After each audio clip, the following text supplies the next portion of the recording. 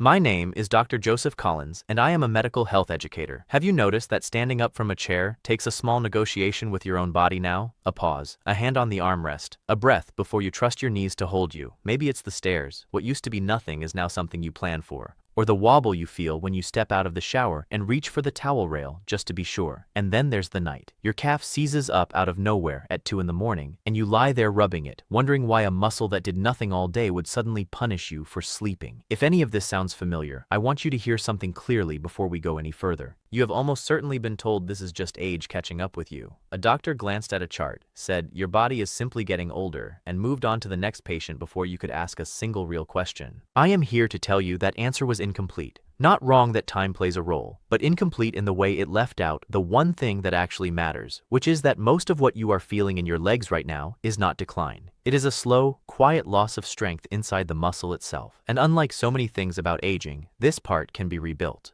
I have sat with patients who walked into my office convinced their legs were simply finished, resigned to a cane or a walker years before it was necessary. In almost every one of those conversations, the real story turned out to be far more hopeful than the one they had been told at a rushed appointment somewhere else. Here is what almost nobody explains to you in a rushed appointment. Your leg muscles are not simply getting weaker because a calendar page turned. They are losing the fuel and circulation they depend on to repair themselves overnight while you sleep. Every day, tiny amounts of muscle break down during normal movement. That is completely natural. The problem is not the breakdown. The problem is what happens after it, while you rest. In a younger body, blood moves easily into the legs overnight, carrying oxygen and minerals in, and clearing waste back out. That nightly repair cycle is what keeps a 40-year-old's calves firm and a 70-year-old's legs steady on the stairs. But as the decades pass, that overnight circulation slows down. Less blood reaches the muscle while you sleep. Less repair happens, and morning after morning, you wake up with legs that are very slightly weaker than the day before, so slowly you never notice it happening, until one day the stairs feel different. This is the part I wish every one of my patients understood earlier in their lives, because it changes everything about how you approach this. Weak, unsteady legs after 60 are rarely a sentence. They are usually a supply problem. Your muscles are asking for something they are not reliably getting overnight, and once you give it to them consistently, the body responds. Not overnight in one sitting, but week by week, in a way that is measurable and real. I want to say something directly to the daughters, the sons, and the spouses watching this on someone else's behalf right now, because I know many of you are. If you have been quietly worried about a parent gripping the counter a little tighter or taking the stairs a little slower, what I am about to walk you through is something you can do together tonight. It costs almost nothing, and it takes less effort than most of what your loved one has already been told to try. Because there is a simple ritual done once a night before bed that directly supports this overnight repair window I just described. It is not a supplement. It is not a device. It is something most people already have sitting in a cupboard, completely overlooked because nobody ever explained what it was actually capable of doing for circulation while the body sleeps. Researchers studying nighttime muscle recovery in older adults have pointed to a specific combination working while we rest. Better blood flow into the limbs, along with particular plant compounds that support the blood vessel walls carrying that blood.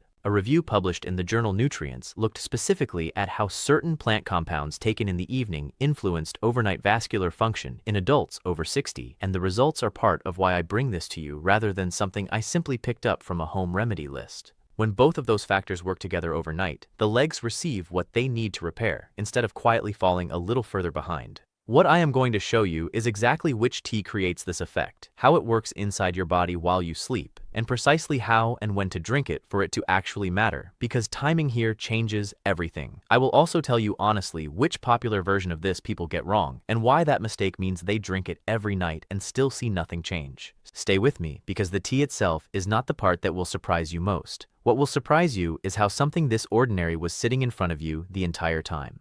The tea I am talking about is beetroot tea, and before you dismiss it as something too plain to matter, let me explain exactly what it does inside your body while you sleep, because the mechanism is more precise than most people realize. Beets are one of the richest natural sources of something called dietary nitrate. On its own, that word means very little to most people, so let me explain it the way I would to a patient sitting across from me. Nitrate is a compound your body converts, step by step, into nitric oxide, and nitric oxide has one job that matters enormously for your legs. It relaxes and widens the blood vessels, allowing more blood, more oxygen, and more of the raw material your muscles need for repair to reach them. This is not a small or vague effect. Researchers studying older adults found that those who consumed dietary nitrate saw measurable improvements in walking performance and leg muscle output within days, not months. One study, published in the Journal of Applied Physiology, tracked adults in their 70s and found their leg muscles used oxygen more efficiently after regular nitrate intake, meaning the same walk that used to leave them breathless and shaky became noticeably easier. A separate paper in the same area of research found that older adults with the lowest baseline circulation saw the largest gains of anyone tested, which tells us something important. This is not a tool for people who are already fine. It is specifically suited to the legs that need help the most. This is not folklore passed down through a grandmother's kitchen.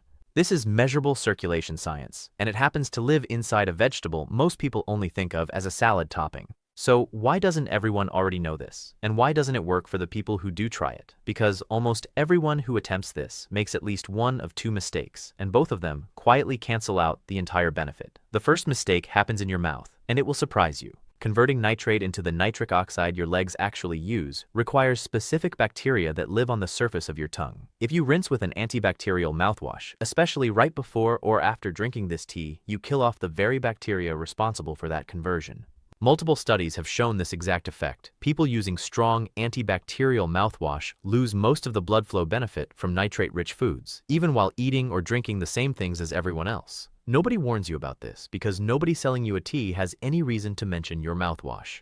The second mistake is timing and preparation. Many people boil beets for far too long or throw away the water they were cooked in, not realizing that a significant portion of the nitrate leaches directly into that liquid. Boil too aggressively for too long, and you break down the very compound you are trying to benefit from. And if you drink this tea first thing in the morning with your coffee, you are working against your own body. Caffeine constricts blood vessels at the exact moment you are trying to widen them, which blunts much of the effect before it has a chance to work. This is why the ritual has to happen at night. Your body's repair window for leg muscle happens while you sleep, largely undisturbed by movement, meals, or stress hormones. Nitric oxide levels from an evening cup are still elevated for hours afterward, which lines up almost perfectly with the hours your legs spend rebuilding while you rest. Drink it in the morning and you waste most of its potential on a day full of coffee, movement, and competing demands on your circulation. Drink it before bed and you are handing your legs exactly what they need, at exactly the moment they are positioned to use it. I want to speak again to anyone watching this for a parent or a spouse rather than for themselves. This single timing correction, moving the same tea from morning to night, is often the difference between someone trying this for a month and seeing nothing, and someone trying it and telling you their legs finally feel like their own again. It costs you nothing extra. It simply means changing when the cup gets poured. There is one more piece of this that most people never hear, and it explains why some individuals respond to this faster than others. How much nitrate actually reaches your bloodstream depends heavily on how the beets are prepared, whether they are juiced, steeped, or lightly cooked, and how fresh they are when you use them.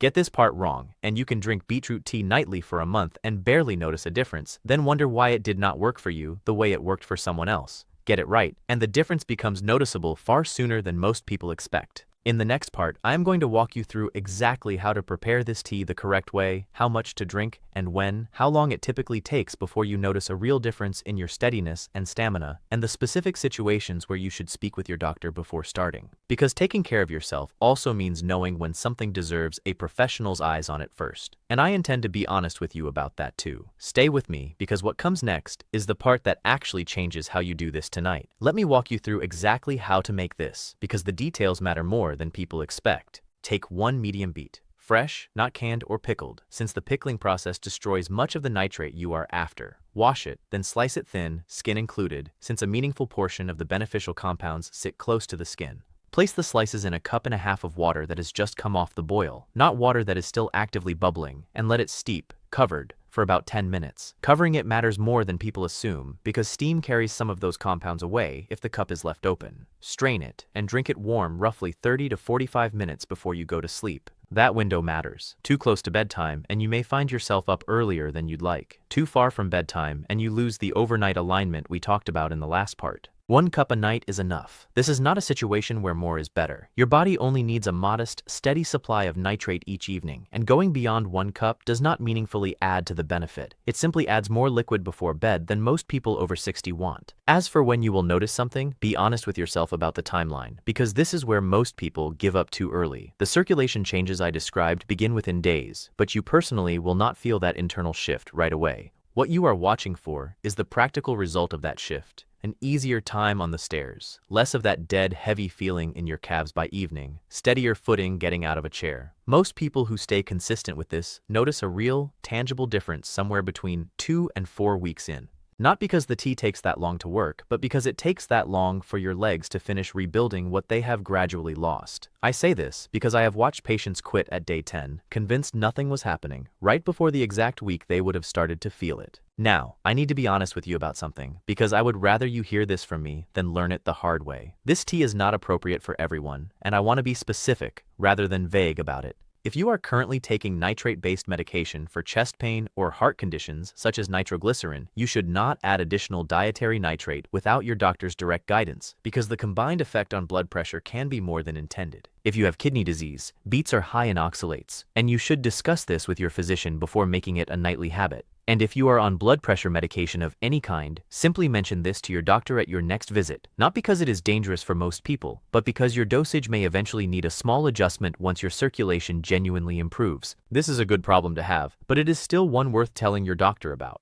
Everything I have shared with you today is meant to inform and support you, not to replace the relationship you have with your own doctor, who knows your history in a way I never will. If your leg swelling or weakness came on suddenly, affects only one side, or comes with chest pain, shortness of breath, or confusion, please do not wait on a tea. Call your doctor or seek care right away. Taking your health seriously sometimes means knowing exactly when to reach for a cup, and exactly when to reach for a phone instead. For everyone else, here is what I want you to take from today. Your legs did not fail you. Nobody sat you down and explained that the real issue was circulation during sleep, not your age catching up with you, so you never had a fair chance to fix the actual problem. Now you do. 1 cup, sliced thin with the skin on, steeped covered for 10 minutes, taken 30 to 45 minutes before bed, consistently for a few weeks. That is the entire ritual. No devices, no expensive supplements, nothing your grandmother wouldn't recognize sitting in her own kitchen. If you are watching this for someone you love, tonight is a good night to start it together. Slice 1 beet, make 2 cups instead of 1, and sit with them for 10 minutes while it steeps. That's not a chore, that's 10 minutes of company. And for a lot of families, that matters just as much as the tea does. I have spent my career watching people assume decline was simply their fate, only to discover their body was still very much willing to respond if someone finally told them how. I hope tonight I am that someone for you. Thank you for spending this time with me and taking your own health seriously enough to sit through it.